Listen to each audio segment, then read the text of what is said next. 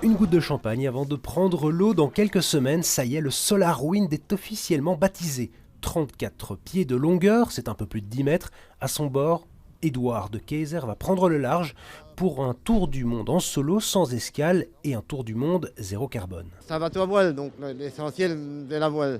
Mais après, pour l'électronique, les communications, pour le moteur lui-même, qui est obligatoire pour des raisons de sécurité, tout fonctionne avec des panneaux, des batteries. Et en cas de besoin de surplus d'énergie, il y a aussi une hydrolienne. À 57 ans, Edouard est un ancien informaticien. Il a décidé de se lancer dans ce nouveau défi il y a quelques années pour conscientiser à l'écologie. J'ai toujours été préoccupé par les problèmes d'environnement.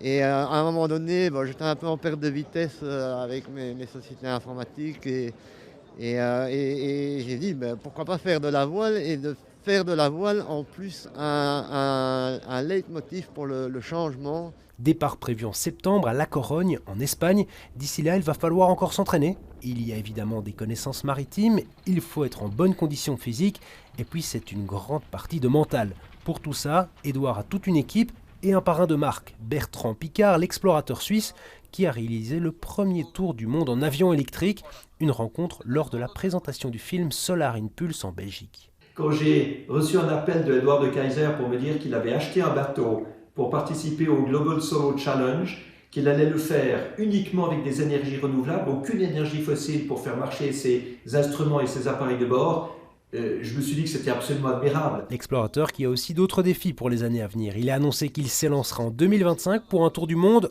en avion à hydrogène. Quant à Edouard, son tour du monde en voilier devrait durer 5 mois.